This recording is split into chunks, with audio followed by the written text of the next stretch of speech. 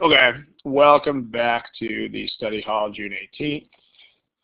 We're going to do some RC today for the first time in, I think it's been a couple of years since we've done RC on here. So, welcome back, RC. We're going to look at some passages that are highly technical in nature. They just have lots of scientific-looking stuff in them. Or politics talk or legal language, just passages that are full of stuff. And then we're going to talk about why they would give you passages that are full of stuff. But, all right, here's the copyright notice. These problems in this session are all copyright GMAC. They're all from the free GMAT prep software. There is no as indicated otherwise today. They are actually all from there. So, that's where they're from. Okay. And don't forget where your multiple choice questions are found. They're under your name. Okay, but first, before we go to any multiple choice questions, I'm just going to throw a passage on the board. And then we're going to talk about what the deal is. Okay, that's a passage. You guys know that. Here's what a passage looks like. The question is, what is this all about? So there's basically two questions that I'm asking you here for responses in the chat window. First is, what should you do when a passage like this one is put in front of your face?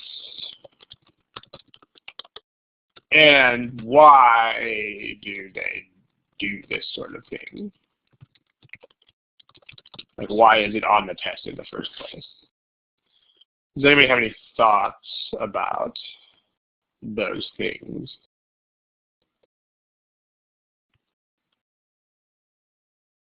We're open to some brainstorming here. Chat box brainstorm.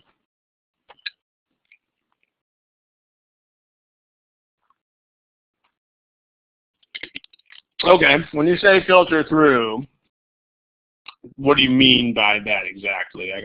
That's a promising answer. Tell me more about that.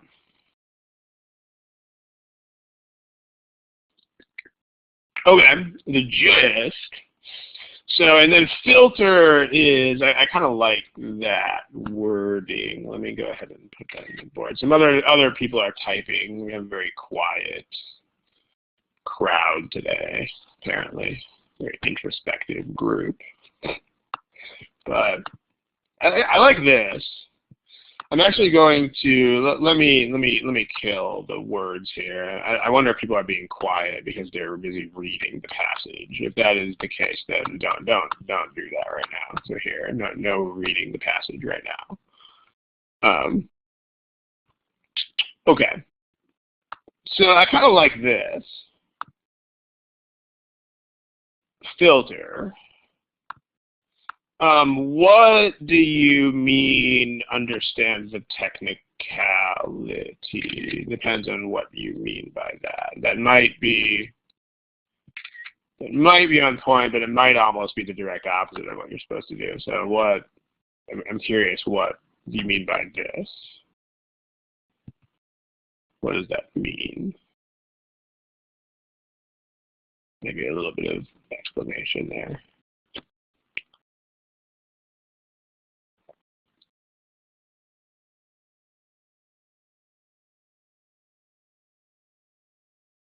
Okay, I got a few other people typing here.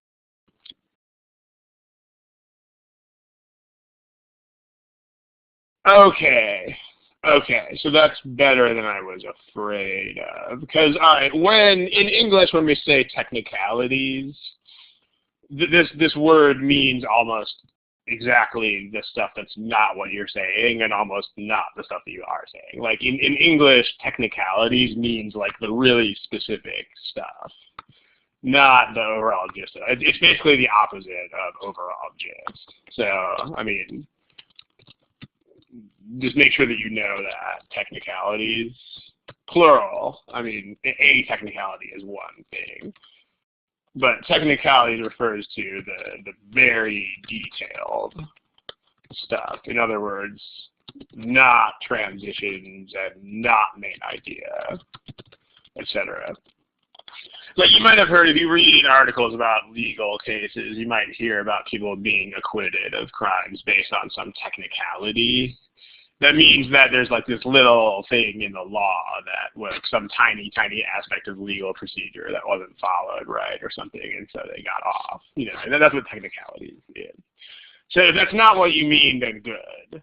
But because if you actually meant this, then that is precisely why they do not do this. But if you mean what you explained later, then good. Okay, well, it's about blah, blah, blah. Okay, yeah, right. So you guys are starting to basically get the deal here. So let me put a couple other answers up here.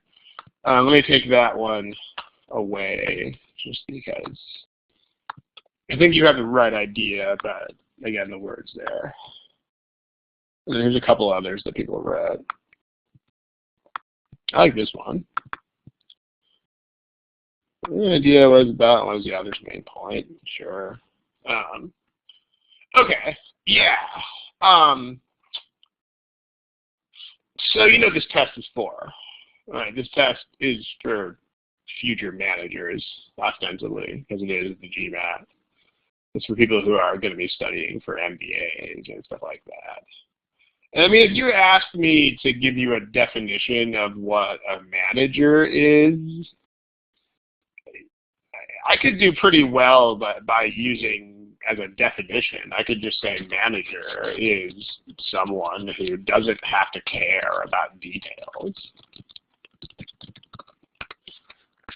I mean, that's pretty much what managers are about, right? Because, like, they delegate. I mean, their responsibility, on the other hand, is the big picture. And managers generally tend to delegate details to other departments of some sort. I mean, there are occasionally small exceptions to this, but that's what managers are there for. They're there to kind of be the big idea people and to delegate the small ideas to others. And so this is reflective of what they're doing with these passages. And that's kind of what you guys have said there in the chat column. So if you know, the second question is really probably the question I should have asked first, because it really gets to the heart of why you would want to do what you want to do. But why do they do this sort of thing? This is, at the end of the day, it's because ultimately these people here are going to be doing, hopefully, are going to be in some sort of managerial position. So they want to make sure that you can get an idea of what it is about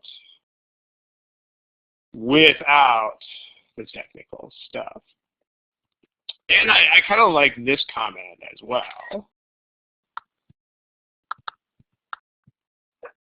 Because it's not even just a matter of skipping over stuff, although that's important too. This also hits on a very important point here, which is that they don't expect you to even understand everything. In fact, like, part of the reason they really go over the top with these passages full of big words and stuff is that you're actually not supposed to understand all the words. Like, it's not even just you don't have to, it's you are actually not supposed to. And these passages are given to you with an expectation that you will not be able to process all of those details in the time that you have. That's actually a fact, right? You're not really supposed to understand all of the details, especially in the given time frame. I mean, if you could really pore over them for a long time, I mean, you guys are smart people and you could probably figure it out, everything they're saying, but they want you specifically to not really have time to understand everything. That's the point.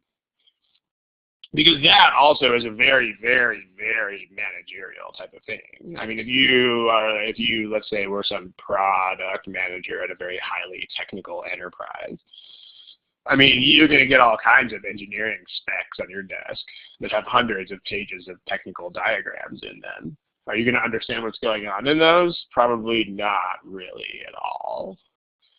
But it doesn't really matter, because what your thought process there would be is like, what does this mean for our business? What does this mean for the client? What does this mean for the supplier? What does it mean for, just what does it mean? And you would expect some sort of abstract in there. I mean, if the stuff were presented with you as just diagrams and there were no like statements of abstract or main idea or purpose, you would be a little bit mad with these people. So yeah. You don't have to care about details. That's a thing. That's why they do this. They want to make sure that you can get through without really understanding stuff. So, really, no kidding. You're not supposed to understand it at all. Okay. Now, and filter is that's what filter. Hopefully, it's what you meant by filter, is that you get not bogged down by it. So there's a place in books where you find stuff without all the detailed stuff. I like to use the word stuff today, apparently. If you were looking at a nonfiction book, where would you look to find this stuff? Like, where would this be in a nonfiction book?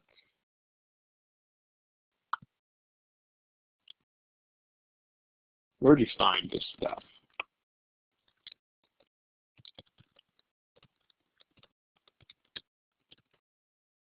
Yeah, table of contents is what I'm looking for here. I mean, that's probably what you meant when you said index. But in fact, the index is pretty much precisely the opposite. I mean, the index is usually a list of technical terms and then like pages that they're on. I mean, the index usually has almost no main ideas anywhere, right? It's like, here, this term is on page 52. This term is on page 134. But yeah, the table of contents is definitely the deal, right? So, and I mean, especially in nonfiction books, when you have tables of contents, some of them have chapter headings and then subheadings. If you know what I mean, like there's the big chapter heading in boldface, and then there are some subsection headings underneath that, but still they don't go into all the details. But they are a little bit more detailed than just chapter.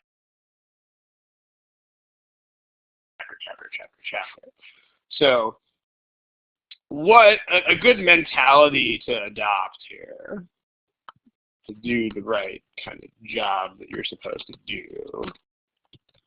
The mentality that you want to have is, imagine that you make tables of contents for a living. Like actually for a living, you produce.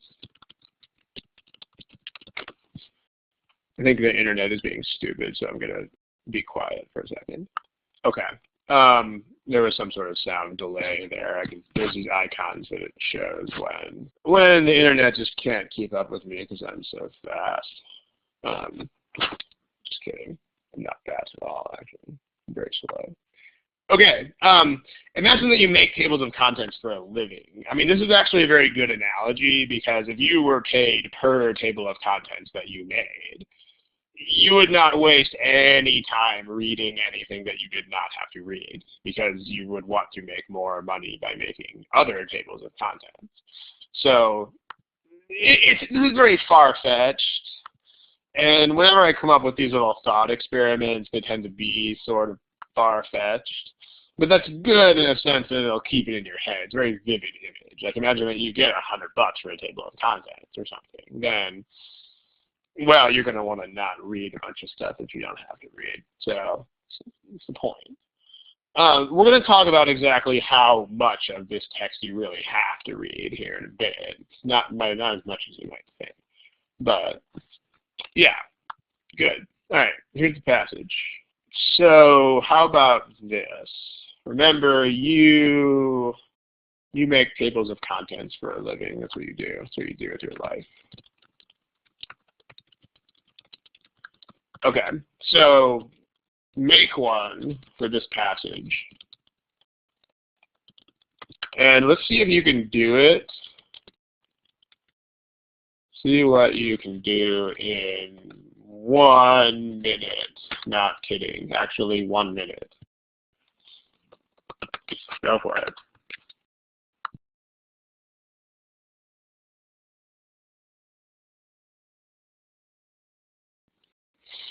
Okay, that's 1 minute. That wasn't very long, right? Did anybody actually manage to get through the whole thing? In table of contents form. I mean, obviously not through all the words. If you did, does anybody want to venture in the chat box to put what they wrote?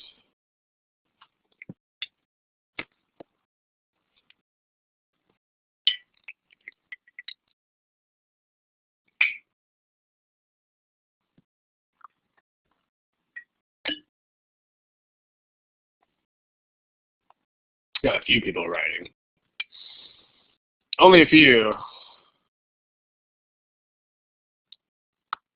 Well, just to make sure that this really is what you have already gotten from this. There. Okay.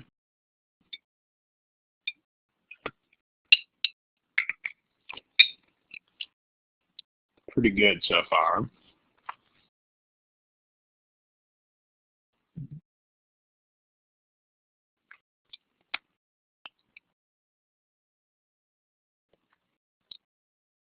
Okay. All right. So this is pretty good, right? That last one seems like it is a little bit on the detail side.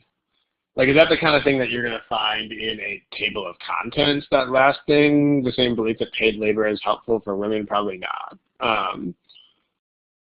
Tell you what. I try to refrain from talking about my own approach to these things too much, but let me show you all the words that I would actually read, me personally, if you put this thing in front of my face. Okay, like, let's do that. Something, emphasize something, and I don't even care what that is. Someone else, by contrast, emphasize something else, and I don't really care. Yep, that's all the words in the first paragraph that I would ever see with my eyes. And then we have this. However, despite antagonism between them, those have to be the same two groups that we were just talking about before. The two movements shared certain beliefs, both regarded something. I don't care beyond that point. Colon, I definitely don't care what's after a colon, because that just means it's going to be explanation of stuff. So, no, don't do that. Both groups also recognize blah, blah, blah, blah, blah, blah. In fact, blah, blah, blah, blah, blah, I don't care, because I know it's just going to be more of the same. When they put in fact, it's the same theme, just more of it. Although the intense hostility made it difficult. Okay. Finally, although something made it difficult, we didn't care. They concurred in blah, blah, blah, blah, blah, blah, blah. There's a lot of blue stuff. Like, almost the whole thing is blue stuff. All right, this is really all that Rob's eyes are going to look at because I think I've mentioned this in previous sessions of this thing, but I don't read very fast at all. I have various issues there. I'm a slow reader in the first place, not to mention dyslexic on top of it. So I can't really afford to read a lot of words. So I don't read a lot of words. But luckily, to make a table of contents, I don't have to read a lot of words, so it's good. Someone has multiple choice answer selected. That's interesting. Let me clear that out. Okay. So yeah, right. What do we have left? Well, we have 2 schools of thought. So all right, sure. I mean, you could, if you wanted to, you could put some stuff about how it was 2 schools of thought within whatever it was, Russian feminism or what have you. But 2 schools of thought that were different. That's the whole first paragraph. It's just what are these 2 groups of people who think stuff, different stuff. But there, the second thought is basically, but they shared a bunch of beliefs.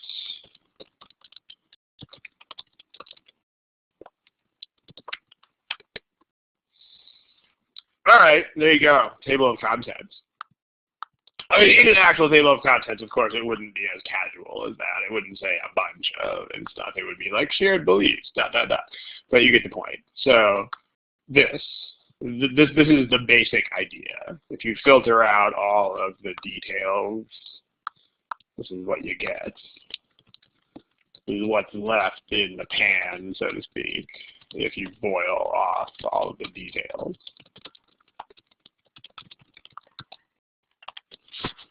Okay, now what is the point of doing that in a more practical sense? I mean, on the last slide we talked about what is the point of that in a very philosophical way, like this. I mean, this is nice that we think about this. Managers, details, they don't have to care about them.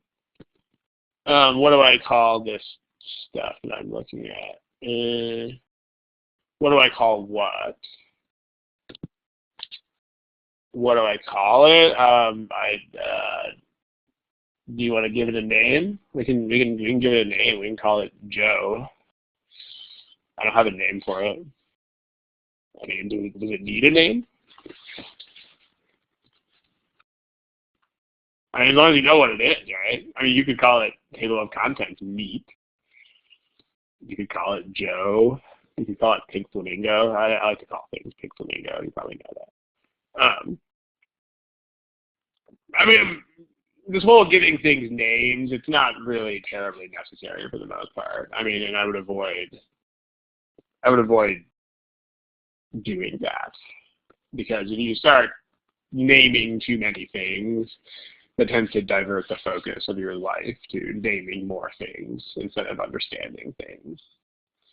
I mean, in fact, if you'll allow me to digress for about 20 seconds here. If you name things too much, it will actually stop the learning process. Like, it really will. That sounds like a very dramatic statement, but it's true. For example, like, one thing that I do from time to time is help people construct diets, and like, there's this category of things called carbohydrates. You probably know that. And I mean, the problem with this category is that it encompasses so many things, right? Like, sugars are carbohydrates, and so are pasta, and so is fiber. But so the problem is, because there's this name called carbohydrate, people stop trying to learn about the differences as soon as they have that name. They just slap that name on food, and then it's all the same in their heads. Not good. I mean, actually, when you name stuff, it just prevents further understanding. Like, I would, in fact, advise against naming stuff unless you absolutely have to name it, which is that's a rare situation. So, yeah. I mean, basically what I'm doing here is I'm kind of being lazy, which is a thing that I'm very good at doing. I'm very good at being lazy.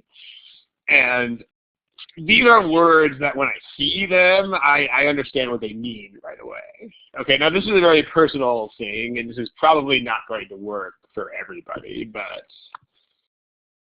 my criterion here, I'm not looking for anything too specific like transition words or anything like that, because that's too much effort really for my brain, man.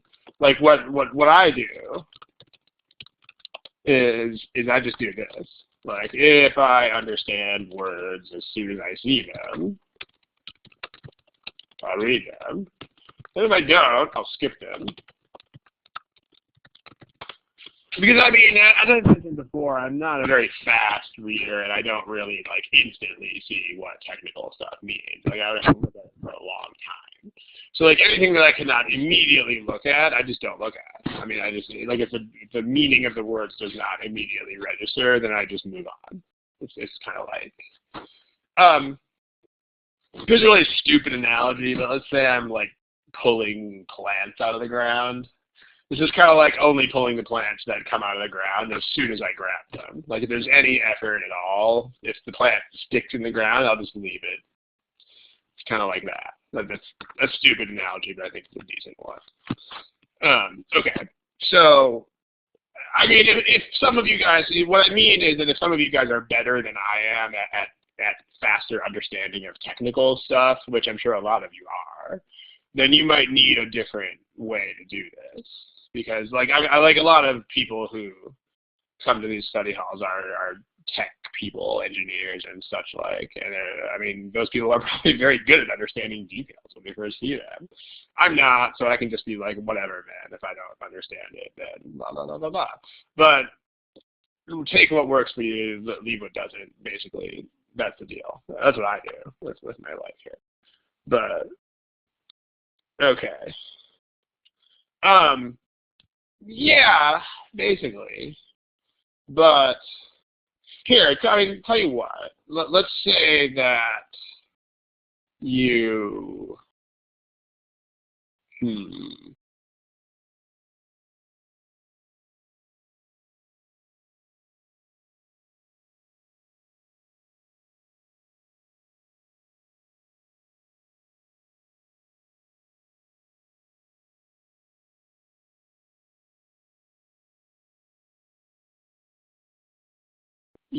Yeah, okay. I don't really know what happened there.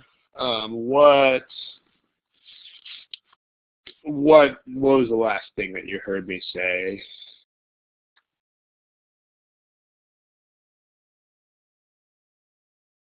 Anybody? What was the last take? Okay, so that was most of it. Again, this might be an apt description of what I'm doing, but what I would warn people against here is not trying to consciously think about this. Because if I were looking at this passage and I was actively thinking, like, I need to find subject one, subject two, and transition words, like, I would totally not be able to do it. I mean, it's really just what are the non-technical terms that I can grab hold of here, like what, and those, fortunately, those have to do with, I mean, those are pretty much the things that are going to outline all of this stuff, because those are also, the other thing that this has the other advantage that this has is that these kinds of things that are left over tend to be used in very much the same way that they're used in conversation. You know, like the things that we call transitions and stuff here. Those are very conversation-like. So that's another good thing. Is everybody able to hear me right now? Give me a smiley face if you can hear me. Okay, well, a lot of people can. So, all right, I guess there might be lingering issues with some people, but that's good to know. All right, but this is what I do again. I mean, the comment that I'll make here is, I mean, this is what I do, but you should find some sort of way to personalize this process.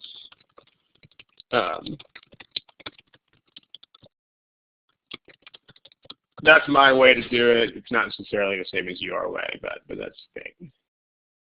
Okay. All right. Well, we'll get there. That's gonna be a sec. We'll get there in a moment. Now, this whole reading thing. What's the point, more practically speaking? What I mean by that is we've already talked about what was the point in a very abstract kind of philosophical understanding sort of way. where the point is to test whether you can read, like a manager should be able to read. Okay, fine, but what is the point of this in terms of answering the questions? What's the point of this reading that we do? Yeah, all right. You know where to look for stuff. Okay. Any other thoughts? And to help you answer general questions, do you mean help you, or do you, that's kind of, help you is kind of a weak statement. Is that really what you mean?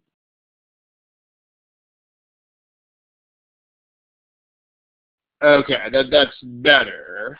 I mean, I know I'm picking apart words here, but there's a big difference there, because help you means you still need other resources to do it, like answer choices. Whereas it'll allow you to do it means that it won't. The other thing is, okay, let me tell you what I don't remember this, but my dad says that when I was like 7 or 8 years old, if somebody would say that like fruit is good for you, like that just wouldn't be good enough for me. I'd be like, what does good for you mean? Like, good for whom? When? Under what circumstances? You know, is it good for a lumberjack? Is it good for a ballerina? Who's it good for? Yeah, I was probably a very annoying child. I'm sure I was. But at the same time, you see where I'm going with this, which is that there are a lot of statements that are so vague as to not really mean anything. I'm going to kind of pick on this statement right here. Because like a lot of people say stuff like this, and I think it's because this is the kind of stuff that you see in textbooks. But this doesn't really mean anything. I mean, this is not practical. Practical is like it lets you answer this kind of question in this kind of way, or it lets you do this in preparation for this kind of question. This is never practical, guys, like in terms of goals and helping you meet them. I mean, make sure that everything that you understand about how to take this test is in practical terms. Because that sounds very simple, but a lot of people just don't do it. So in other words, what we have in practical terms here is, if you have a main idea question, you should have enough to answer them already. That's why I was picking at words like help you answer, because it isn't just help you answer. It should be, you should be able to straight up answer that question right now, kind of thing. And then you know where to look for stuff. The stuff that you would have to look for would be the detailed stuff. So for detailed questions, remember we think of this as being kind of a table of contents. And this is where you discover the beauty of that analogy, because it can really act as a table of contents. It's exactly the same sort of thing. It'll let you find that. So, and I mean, you're not going to find everything immediately. I mean, you do have time to look for stuff. I mean, again, this is where I'm going to sort of pull the personal card here. I mean, I know that I am a much slower reader than most of you guys are. Like, I know that. That's a fact. Because I'm a slower reader than, like, everybody. But I can still find stuff. So, I mean, I might have to look through some things, and it may not be in the first place that I always look for it. But it's okay to take a little bit of time to find stuff. So this is practical terms, right? I mean, I would challenge this last statement in terms of practical terms, because I don't really know what this means in practical terms. At least in terms of answering the questions on this exam. So, and I mean, again, I'm not trying to pick on someone who says this. I mean, this is really something you guys should think about too. I mean, because no structure, well, that's great, but why would you care? And make sure that you have an answer to that. So, okay.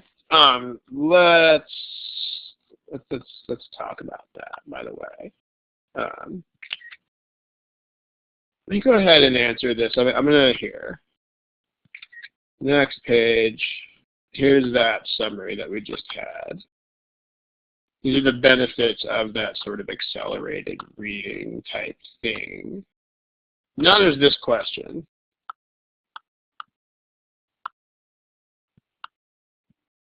Okay. So I hear you here, but what the question that is prompted in my head is, what are you proposing as an alternative?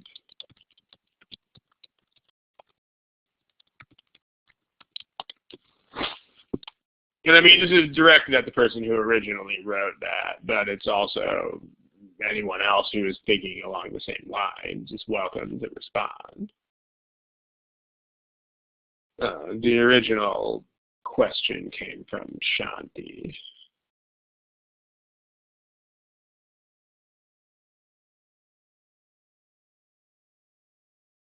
Because this kind of sounds like, okay, this is not perfect. And of course, you're right, it's not perfect. I mean, because we have two goals of different scope here. We have main idea and we have details. You're not really going to hit both of those at the same time. But I'm wondering if you actually had something else in mind.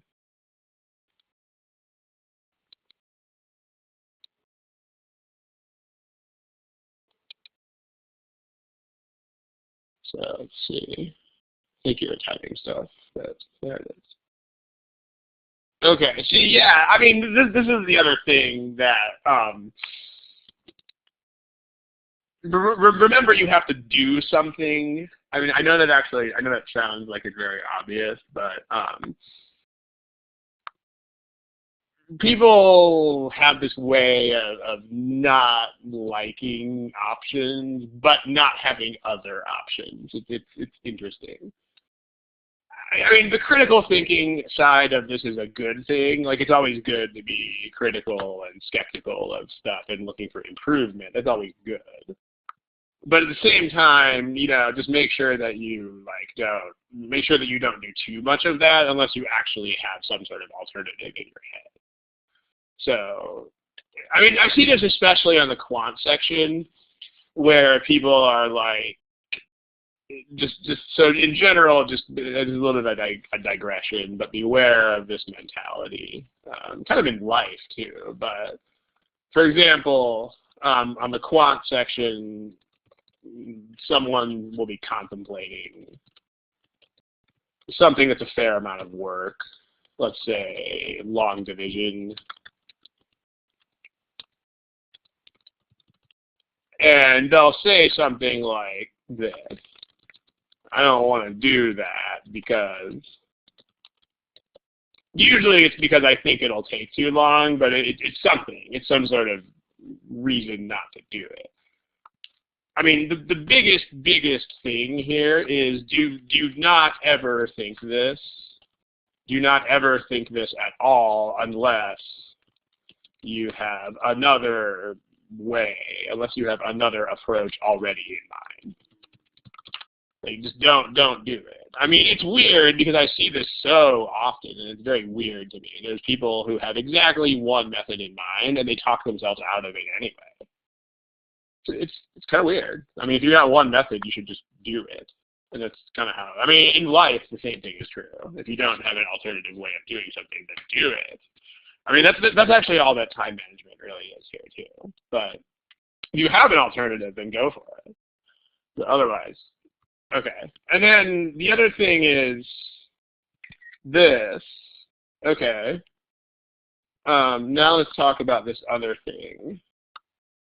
This is intriguing. Somebody wrote this. I'm curious as to what this specifically means. Like, can you give me instructions for how to do that?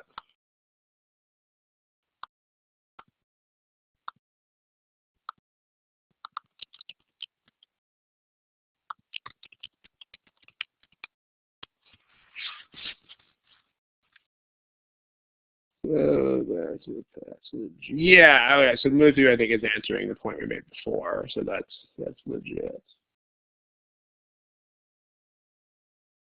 Because with this kind of thing, there tends to not really be much of a middle ground for a lot of people. But I mean, what does that mean though? Like where do you stop?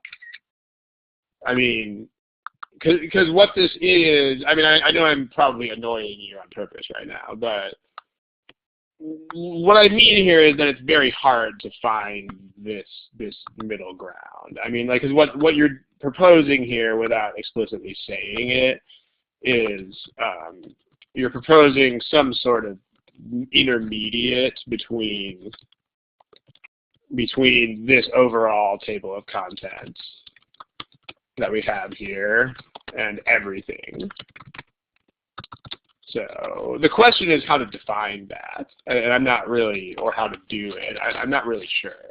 I mean, you don't have to come up with that on the spot, because I don't want this discussion to hijack the entire thing. But because if you don't really have a very, very firm plan for how to do that, it's probably going to devolve into reading everything, and that's not such a great idea.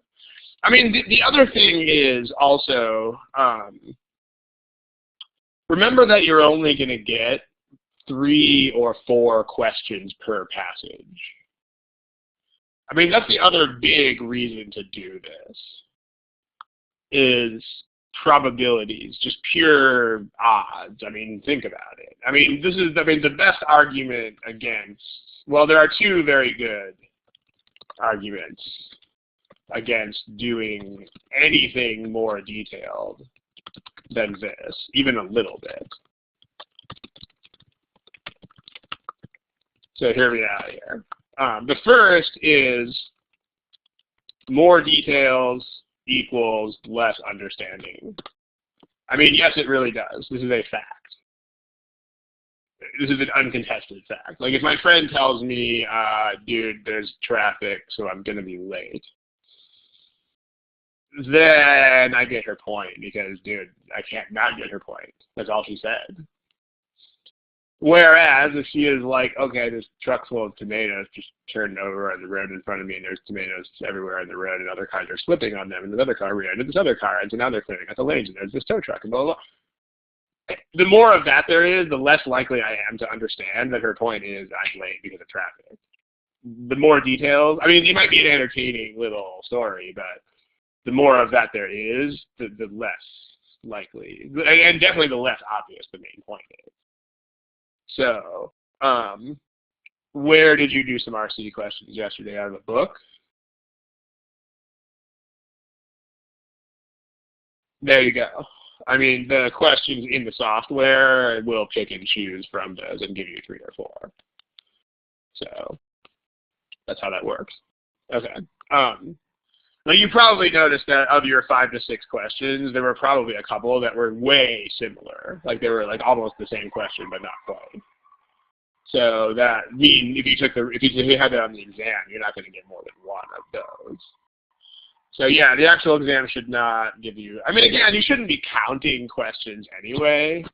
I mean, honestly, if you have the kind of focus that you need on this test, you shouldn't even remember how many questions there were anyway. Like, I mean, because if you were like, let's say they throw 5 questions at you, I mean, the bad result would be, oh, I got freaked out because they threw 5 questions at me. I mean, ideally, it would be, I didn't even know there were 5 questions because I was concentrating on the questions so much. So, I mean, they shouldn't give you more than 4, but honestly, if they do, you should not notice. It's pretty much the deal. But back to this, more details equals less understanding because yes, it does. But also, just think about probabilities, just pure odds, meaning that you're probably going to you'll get probably 1 main idea question, so you'll get 2 to 3 detail questions for a typical passage. So, therefore, if you're doing this at any level that accounts for details, you're probably wasting a lot of time, because the odds of seeing any particular detail are very low. Very, very, very, very, very low. So, I mean, again, if you have a lot of time to burn and you read very, very, very fast, then this might be a different game. But even if that is true, there's still point one here, which is still going to be a thing. I mean, if you read too much of the details, it'll impact negatively on your ability to understand the point. In the same way, in exactly the same way as there's traffic, so I'm late is easier to understand than the whole story about a truck full of tomatoes. It just is. It's how our brains work. So, okay. How about that? All right. So now let's talk about question types. So let's do this. In practical terms, let's talk about main idea questions. Here's the passage again. Let's say you get a main idea question.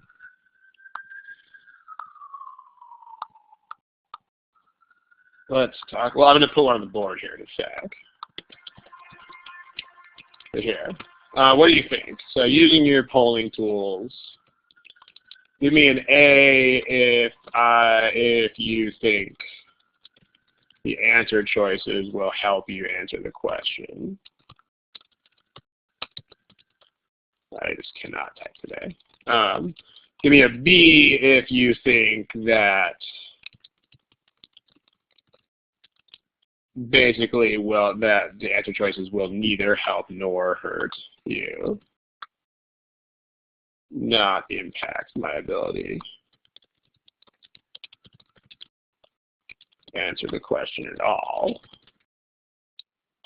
And give me a C if you think the answer choices will have an adverse effect on that ability.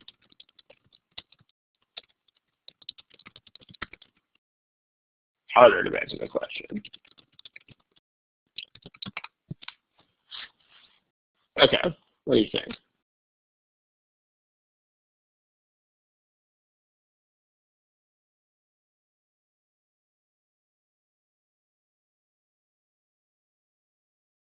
Remember where the multiple choice questions are at, guys.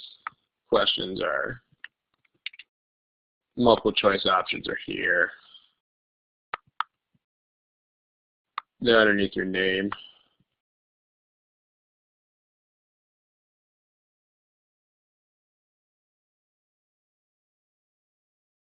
Okay. Here's what you guys are saying.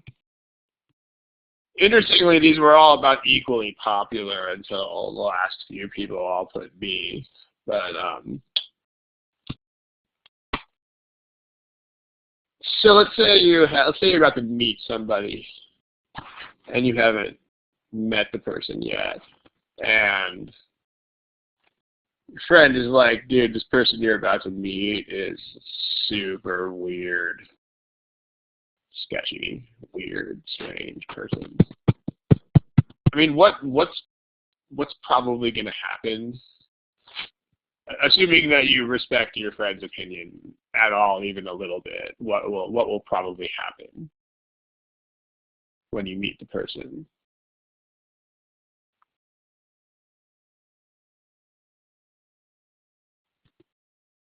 Yeah, it's going to have an effect, right? You're going to see weird, even if there is not any weird to see. You'll still magically see it.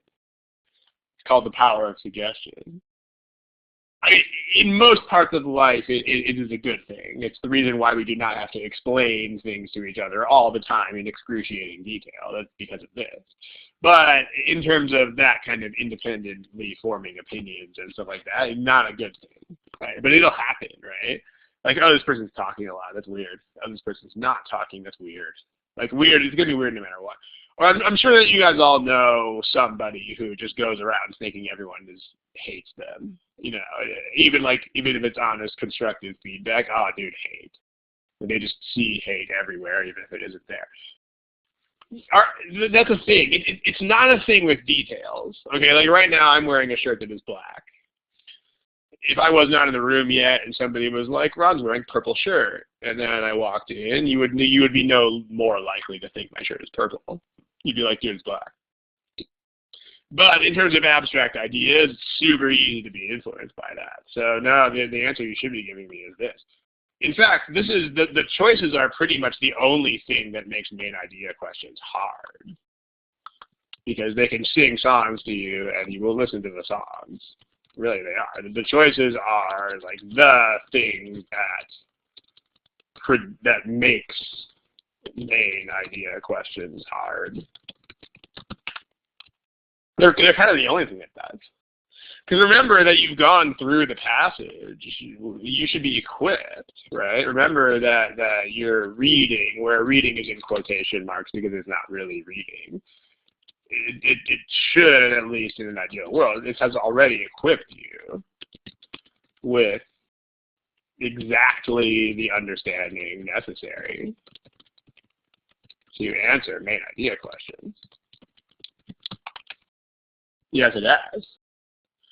So what you should do, it's kind of like meeting someone before your friend talks about them instead of after. Like if you can form your own opinion, you're going to form what is a more accurate opinion for you at least. And then you can go talk to your friend and you can meet that discussion on even terms.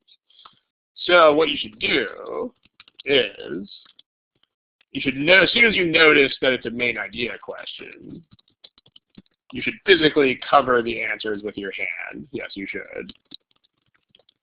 And you might look kind of silly doing that, but you will be a silly-looking person with a higher score, which is probably a good trade-off. And then predict the answer by yourself. Yes, you should. You should do it. And then uncover the choices, and then check. Okay, now when you check, you still need to be stubborn, because when you check the answers will still be singing songs to you. I mean, they will still be doing the same thing, so be stubborn. In the same way, like if you meet the person and think that they're not weird at all, and then your friend is like, oh, so weird. I mean, you have to be sort of stubborn about your opinion here. So, but the deal is this. That's what you should do. So, okay. Here is a main idea question for this. Remember where to find the multiple choice options. And you should put your hand in front of these things. And you should answer them. Okay. Go for it. Shouldn't take too long, because remember, you should already be equipped with what you need to do this. Also, I'm going to make a comment that may sound sort of cryptic, but here, this is a word, and it means something.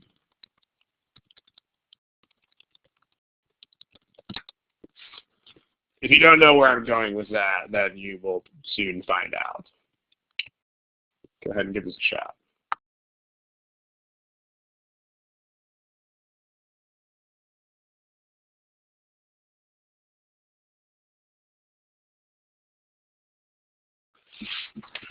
Yeah, that should still on. I was waiting for people to answer the question. Okay.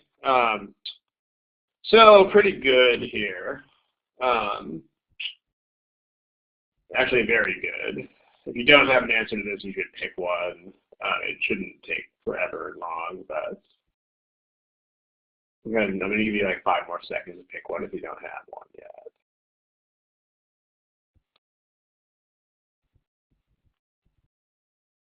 Okay, so pretty overwhelming response. It should be A for sure, and most of you are picking A. Nobody picked B. Nobody picked D. I mean, remember what? So here is the outline that I had, at least. Where was that? That was here. Okay, so you had 2 schools of thought that were different, but they shared a bunch of thoughts. Like if you're going to make a prediction, the prediction should be something like this. It should be something like that. Like here are 2 schools of thought, and here are some things we have in common. Or yeah, things are different, but they have much stuff in common. Now, let's go back to the red thing. That's a word. It's a word that means something. What does it mean?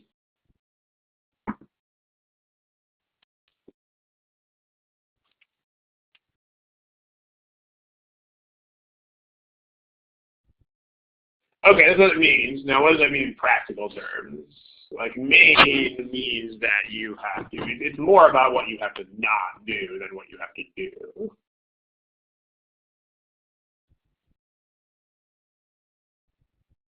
I mean, in this case, the primary point is to point out that they are similar to each other, but like this is something that you should think of more consciously than you might. The word primary specifically means that you have to exclude stuff. If you don't exclude it, it's not primary. I mean, again, author's focus is sort of vague. I mean, think about fruit is good for you again. I mean, like practical terms, guys. Like in practical terms, primary means, or its main idea, means that you have to exclude less important stuff, including stuff that's just used to set up the main point, including stuff that is just background. Okay, so I mean, and this is there's some human understanding that goes into this, but there's two ways to figure out what is primary. I mean, one of which is basically common sense. So, number one, common sense. Actually, three ways. Number two, relative volume. What I mean by relative volume is like how much crap is there of each type. And number three, what comes at the end. Conclusion, especially on shorter passages.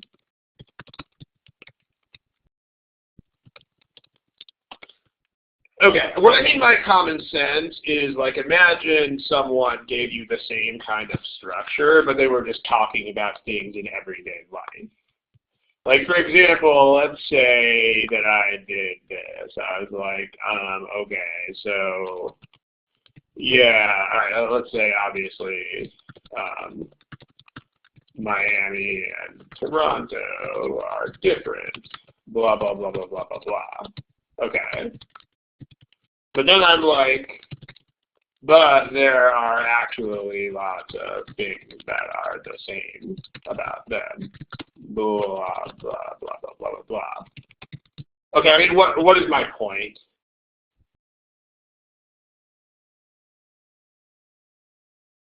Is my point that Miami is not like Toronto, or is my point that Miami is like Toronto? Which is my point? My point is clearly that Miami is like Toronto. I mean, that's definitely the point. I mean, the only reason I'm even mentioning this is to set up the things that are, is to set you up for saying that they're actually like each other. The only reason this is important at all here is that, oh, hey, you might not expect this to be, but yeah. So this is the same thing as that. I mean, if you heard this conversation, I'm going to bet money that nobody here would come away from this conversation thinking that my point was that they're different. You wouldn't get that. You'd be like, okay, well, yeah, there are some base differences, but whoa, they're like each other in a lot of ways. That's clearly the point. So that's number one. By the way, common sense always wins. Like if you read this stuff and get a very strong intuitive bent in one direction, then you should go that way. Period. End of story. Like there's no amount of word counting or methods or rule strategies, whatever, that will ever overcome plain old common sense. So that's why this is number one and not number more than one. I mean, if common sense goes a direction, go that direction. Period. End of story. You don't even think about anything else. Relative volume, I mean, guys, there's like twice as much stuff here. I mean, no decent author is going to spend twice as much time discussing what is not actually the point. It's not how it works. I mean, that's not how life works. I mean, especially in a paragraph this short, I mean, where they spend most of their time is going to be primary. Because if it wasn't, it would just be bad writing. So that's what I mean by relative volume here. I mean, we have like 30%, 70%. And on top of that, I mean, remember that a lot of these things have like a story arc. Like they have a progression. Like this, if you didn't have this first paragraph here, then it wouldn't seem very significant that these things are true. And the same thing here, if I just say, okay, lots of things are the same about Miami and Toronto. I mean, that's not as effective as it is if I first point out, well, one of them is tropical, and the other one is cold, and, you know, they're very different on the outside. If I do that, then it makes it much more effective to point out, okay, like it becomes much more forceful to point out the similarities. So like here, you like, let me say conclusion versus build up. Like this is just a build up to that. Like I mean, because you guys don't know anything about these two groups of people. So if all you had was this one paragraph, it would seem like boring. Why are you telling us this? But the fact that they are generally seen as different groups makes this, it's clear that what they're trying to do is this, and that's what makes it matter. It's like, okay, the reason why all this is a thing is because of that background. So, but all three of these point to the fact, the primary stuff being similarities. So definitely, this is primary. That's the primary thing, because it is. All three of those things should tell you that it is. This is only there because it's a necessary piece of background for that. So there it is, primary. But just don't forget that when you are asked for a primary anything, that you do have to exclude things. Like if you try not to, then you're going to be in trouble. At the same time, if you try to exclude 70% of the passage, that's not a good idea either. So there it is. Okay, how about that? Now, let's talk about detail stuff. Because remember, the whole deal here is these are the things where you don't read the details. So the value of this, of having table of contents type thing, is that it can literally act as a table of contents. And so see, here's the thing. If you're thinking about looking for more details first, you got to understand that there's going to be a trade-off. If you're looking for more details, your ability to see the big picture will be compromised. So what I'm saying is that even if you're going to have one question on the screen when the passage appears, and this is sometimes, I mean, I mean to apply this all through this whole thing, but just to make it explicit, like even if the first question is a detail question, you should still do this type of reading first. Yes, you should. Because if you don't, if you see a detail question first and you just go on some search for that detail, then the problem is you might find it, but then you're going to be back to 0 for the next question. If you don't develop that bigger understanding, then it's all the way back to the starting point for every following question. I mean, again, you should try it. The best answer to all of this stuff about how to do things is just try all of it and see what happens. Just try every method you can think of. Even if it sounds kind of stupid, just try it and see if it works. And then keep the methods that work for you and throw out the ones that don't. But, I mean, if you start looking for details right off the top without having a table of contents type understanding, I can bet you that that's going to be very inefficient in the long run. Because you're going to have to it's going to be like getting a new passage for every single question. Which would be, let's just say, not fun. So, okay. You know where to look for stuff, is the point. So, sure. For the detail questions, that's the advantage there. You know where to look for stuff. Okay, so we're going to get one of those on the board. How about, where was it? Let's do this one first. A little more interesting. No, this is the more interesting one. This one tends to be more interesting.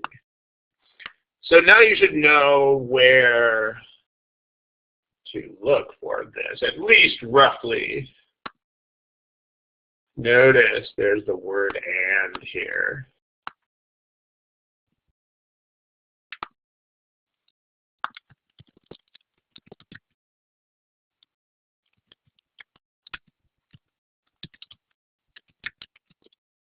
It's a big hint, and that would not be a big hint if you had not already made this table of contents type thing.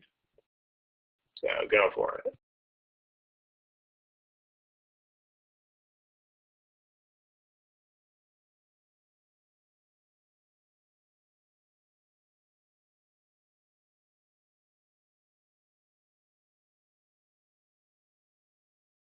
Okay, let me give you a sort of obscure hint here, because a lot of you guys are picking a choice that you should not pick.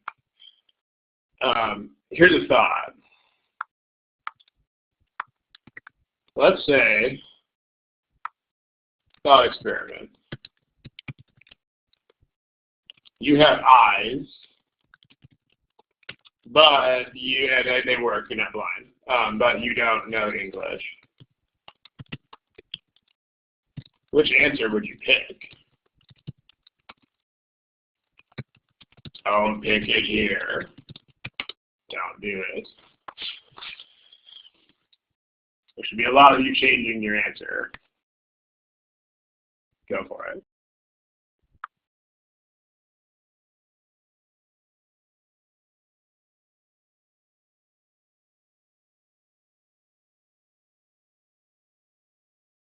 All right, at least 5 of you get what I'm doing here. The second question. Are there 2 questions?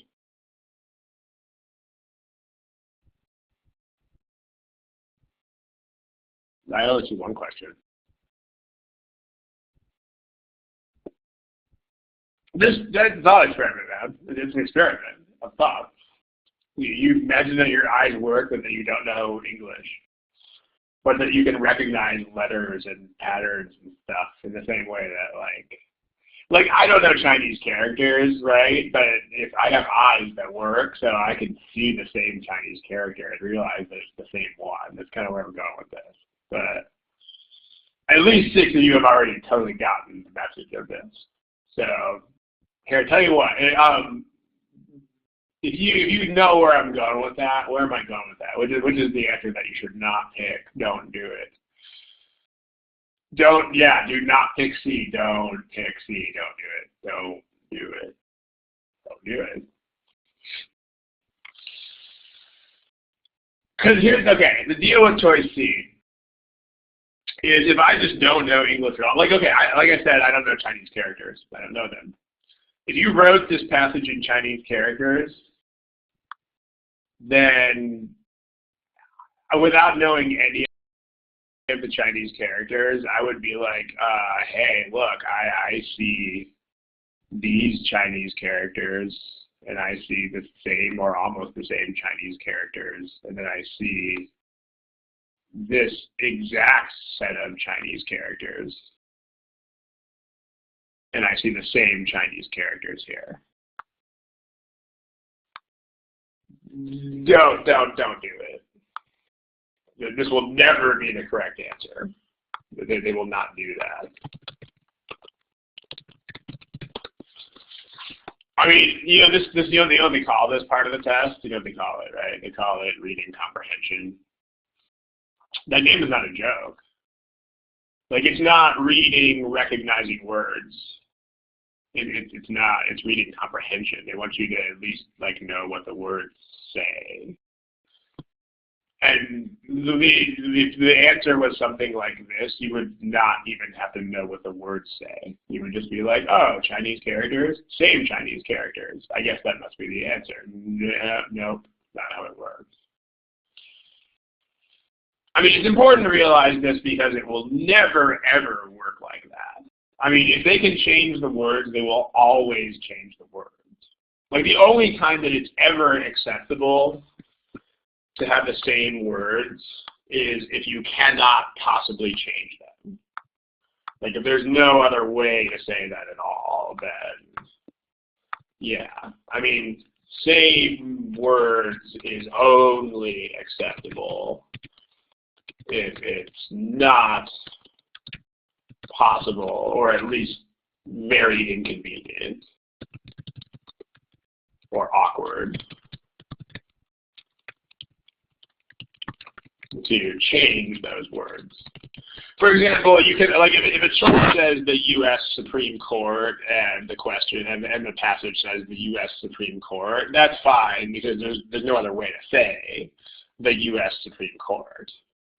You know, on the other hand, liberating people, there are a lot of other ways of saying liberating people without using the word liberate. You can say free people. You can say relieve them of. You can say, you know, advance them past this. You can say, I mean, you get the point. Help them overcome it. And there are a million zillion ways to say liberate without saying liberate. I mean, notice this is not the reason why the choice is wrong. I mean, the choice is wrong because it's wrong, and we'll get there in a second. But that is what I'm saying. Because, you mean RC, this is RC, but yeah. Because they want you to actually, like, process the statement is the point. So, thought experiment, don't do it. Okay. Now, I mean, this is what I mean by, okay, because, like, if it's a science passage, then that's going to be sort of like the U.S. Supreme Court. I mean, they're not going to change the science words because it's not possible to do that. On the other hand, they could still very easily change the other words that surround those words. So, you know, because the entire passage is not going to be entirely jargon. I mean, they're going to have a lot of jargon, but the stuff they're doing with it is going to be not. So, okay. So the deal is sometimes you're going to have keywords that are really incredibly specific to the point that you will know exactly where to look.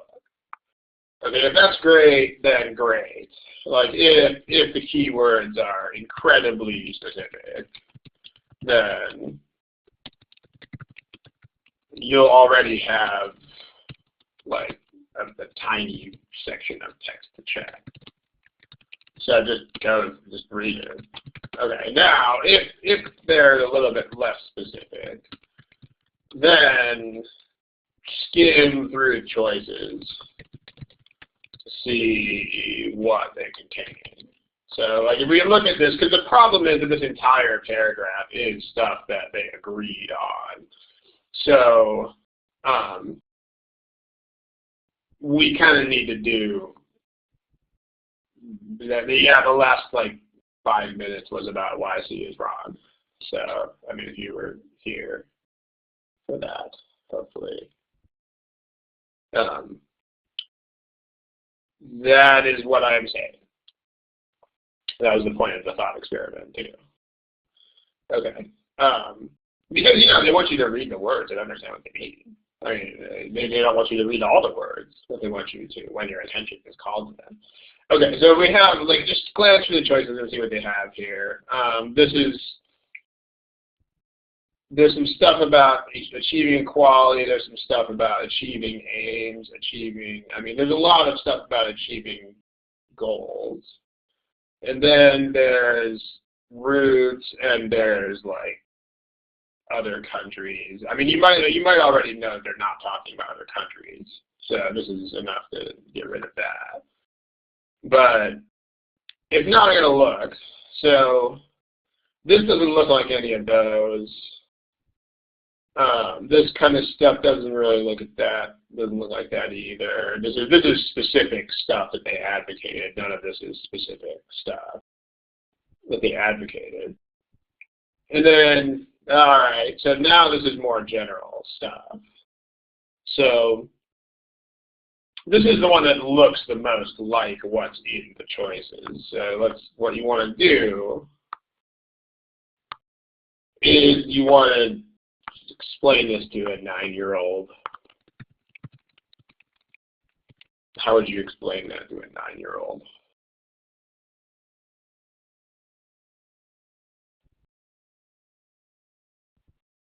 I mean, this word is a word that matters here, by the way, but if you don't know what that word means, then you can kind of figure it out from this.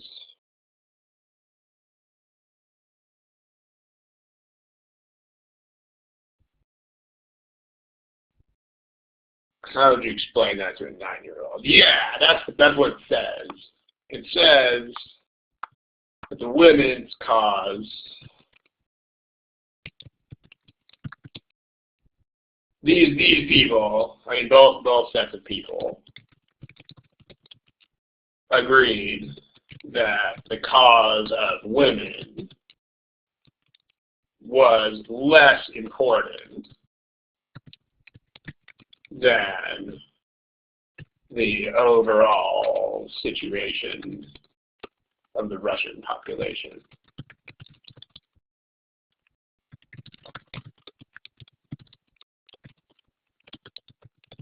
I mean, okay, so that's the word subordinated means that exactly. It means like this is less important than the other thing. But even if you don't know that word, I mean, if you look at what they say, they must. Let's say that this is a completely strange word. Let's just say let's just say that this word is a big block of blue color. Okay, then still they agreed to blank women's goals to the more important goal of this. Well, that's probably going to mean something like it's less important, because the other goal is more important. So there's still enough context. I mean, if you know the word subordinate, it's definitely going to help you here. But if you don't, there's still enough context there to figure it out. So the word concur means believe together. So yes, it does. It absolutely does. That's what the word concur means. It means we both think the same thing. So, it's not a best choice thing. There are going to be 4 answers that are completely wrong, and your review is not done until you realize why all 4 wrong answers are completely and totally wrong. Like, C is pretty much the opposite of what they are saying here. Like, C says that this is, like, so important that it will make that other thing happen. That's not what they're saying. What they're saying is they decided to set that aside for the moment while they worked on this. So that's what B says. I mean, notice that they're being more generic. They tend to do that a lot. What I mean by more generic, and we know, whoa, it's late. We got to shut down this show here pretty soon. But they tend to be much more general sometimes. Okay, so be on the lookout for this. Larger political aims. I did not mean to make that opaque.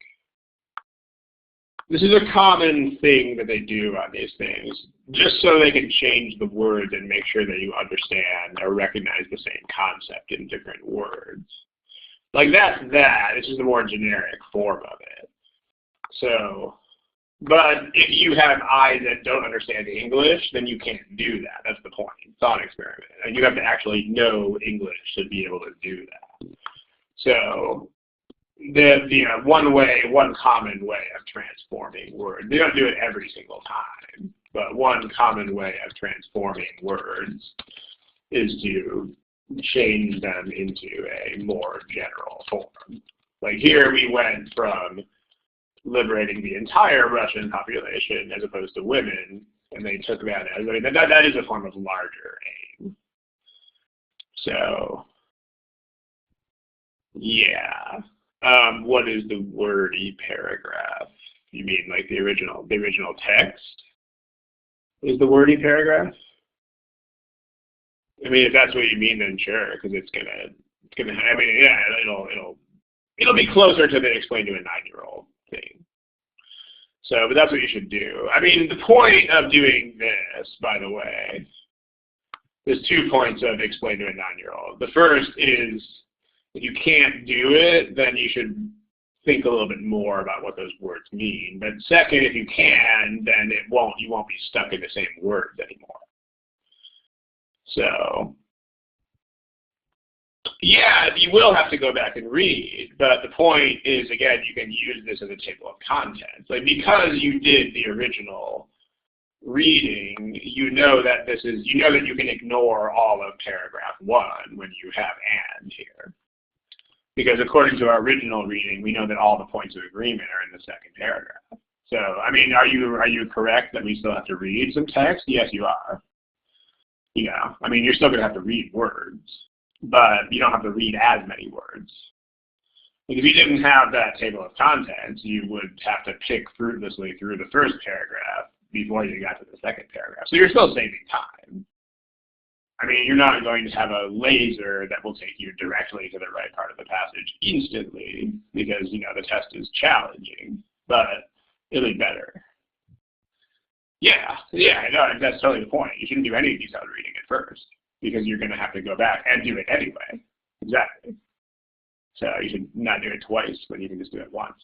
Okay, I gotta shut this show down, guys. It's already 8.5 minutes over and serious schedule. So thank you for attending. I guess we can do a little bit more of this in one or two sessions from now or something. But let's see. All right, cool. Yeah, that's it. Thank you. Next session should be, it might be 3 weeks because we have a holiday week, but it might not. I'm not positive. I think it might just be 2 weeks. So check the site. It'll be up there, and you'll see that. All right. Thank you, and until the recording here, good night, good afternoon, good luck. Thank you. I'll see you in a couple weeks.